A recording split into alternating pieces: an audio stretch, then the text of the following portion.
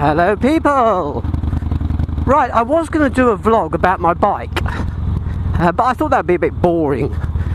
So what I thought I'd do is a vlog about my bikes, which is even more boring. I thought I'd give you a potted history of the bikes that I've owned over the years and right up to the model that I am sitting astride now. Is that correct terminology? Sitting astride? Anyway, let's get on with it. When I was a young, handsome lad, at the age of 16, I went out and bought myself my first motorcycle. I call it a motorcycle. It was the indestructible Honda C90. Yes, there it is, all its glory. And the Honda C90 was a lovely motorbike, or whatever you want to call it. Totally indestructible. You could just do anything to these. I think some of them are still running around the roads now. But after a while I got bored with it and decided that I needed something different. So I then went out. Well, actually I didn't go out because I think it was a friend of mine had this. This is why I bought it. And wait for it, guys, I bought a scooter. Yes, a Vespa SS 180. Now I gather that these are very, very rare now. If you can get hold of one, they're quite rare. I should have kept it, shouldn't I? Not the rarest of the scooters, you understand. But I suppose this is one reason why I'm not a bike snob, is the fact that I've owned most types of bikes, and I appreciate scooters. I quite like some of them. In fact, about 3 years ago, as a sort of second bike, I bought a second-hand modern scooter, which was a GTS, another Vespa, GTS 300, and I jollied to the Isle of Wight rally for the weekend with a few friends, so that was pretty cool. Anyway, the scooter that I owned wasn't like the one in the picture I showed you. Mine was sort of all rusty and horrible, and I decided to paint it. Now, not being a qualified painter, I made a right pig's ear of it, and I messed it up and I sold it, and I thought, right, okay, back to bikes. My next bike was a Bantam 175, a BSA. This was a totally unreliable bike. I seem to remember that every time I made a journey on it, I would wonder whether I'd A, get there, or B, get home. It used to break down all the time, and I don't know why. Maybe I just bought a pup. But the Bantam I kept for a very short time, and I then bought a bike called a Francis Barnett 250. Now, when I dug out a picture of this bike, I realised how old it looks. It looks like something out of World War One. The Franniebe. You see, back in those days, you could ride up to a 250cc without passing your test. So I didn't bother passing my test because the 250s went quite fast enough for me, thank you. And the Franniebe was my first, if you like, 250cc bike. One day I was riding along the road and the back wheel totally locked up.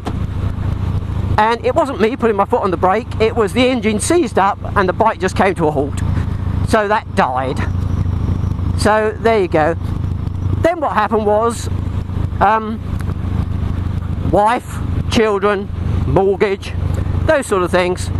So for a while I didn't own any bikes, and then eventually I wanted to get back into it, and I bought myself, because remember I hadn't passed my test, I bought myself a Honda 175, slightly different model, and this model had twin exhausts, so it actually looked like a bigger bike, although it wasn't.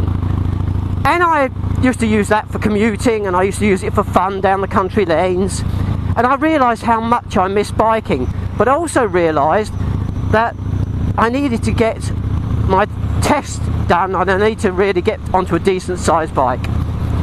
That I did, and my first reasonable bike, if you like, was a sports tourer called a ZZR 600. Now, I quite liked the performance of the bike, it was okay. it didn't like wind much, not my wind, you understand, but the wind blowing at you. It used to occasionally get caught by a blast and sort of do this, well, hey, but it was okay. The only thing that put me off it at one point was that, like an idiot, one day I was wheeling it into the garage and I managed to scrape the wing mirror against the wall. And I thought, never mind, I'll just go and get another one. They can't be that dear. Oh, yes, they are. Because the paint was a metallic red and it was made up depending on the year of the bike, I had to send all sorts of chassis numbers off and God knows what to get another wing mirror. And ended up that the wing mirror cost me something in the region of £80 or £90, which I thought, what? So I thought, well, I'll go for something else that I can scrape the wing mirrors against the wall and not have to worry about it. So I bought a Suzuki Bandit 1200. Now, the Bandit was a beast, a real beastie. The problem is that I've only got short legs. Now, ironically, I think a couple of years after I got my Bandit, they came out with a model that had a split seat, so you could actually lower the seat. But this bike, as much as I liked it, I was riding on tiptoe. And one day I went to see my daughter, who'd moved into a new house, and I didn't know where this house was, so I was finding it, first visit there, and I missed the turning. And I pulled into a little lane to turn round, and as I stopped, I went to put my foot down and there wasn't anything there, it was just a hole. And because I was on tiptoes already, by the time my foot actually found ground, the bike was at such an angle that it just went down, and so did I. And I actually dislocated my shoulder, which was pretty good going. So I thought, I don't want this Bandit anymore.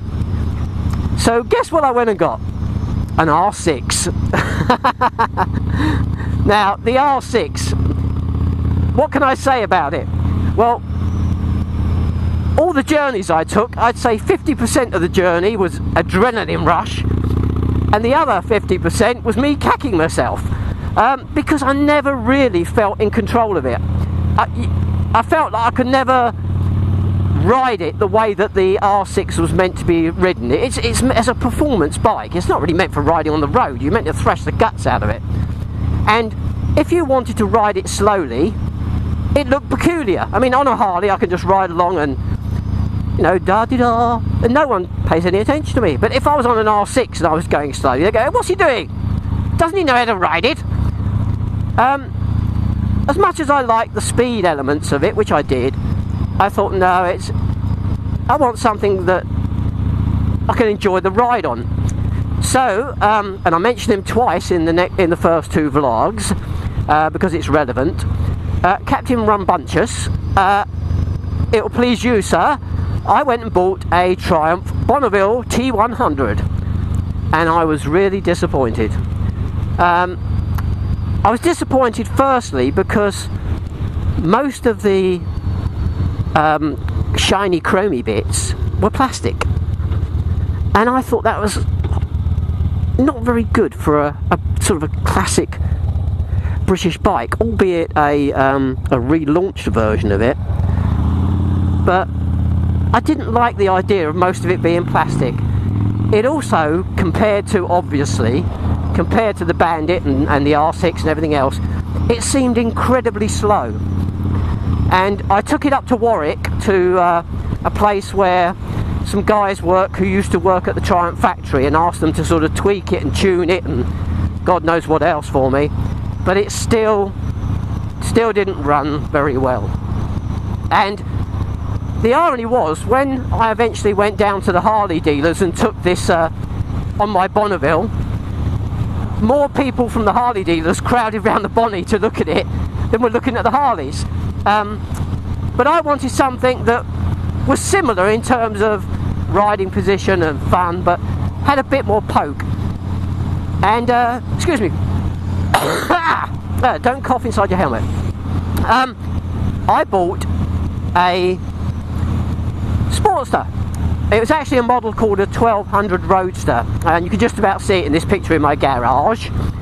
And I chose it because it had mid controls, and it had a rev counter, because I'd been used to, at that point, riding all my bikes using the rev counter more than the Speedo, and I wanted a bike with a rev counter.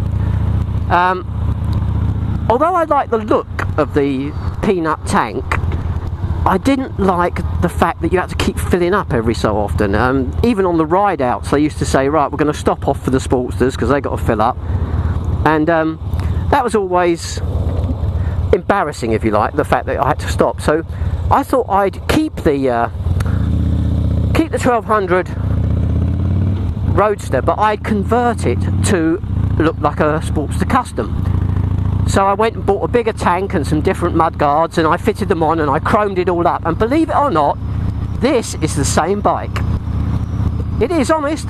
And I kept it for a while, but I realised that as good as Sportsters are, it wasn't good for riding with a pillion or going very long distances. So I decided to go up a grade, if you like, and I traded it in for a street bob. Now the street bob, I loved the look of it, the mini apes, and the fact that it was matte black, and that sort of stuck with me for my next few bikes.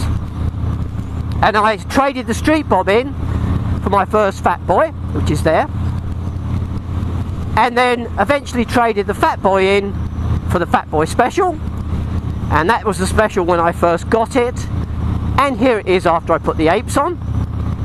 And this is the one I've used in most of my old vlogs. And then I traded in the Fat Boy Special for the Softail Slim. Now the Softail Slim I eventually had to sell, as you know, and I'm now on a Harley Dyna Superglide Custom. Now if I was to describe the Superglide Custom, if you imagine, so slow down, let these people out, come on, where have you gone? If you imagine, see what you can do on a Harley, on a sports bike I would have gone meow around her.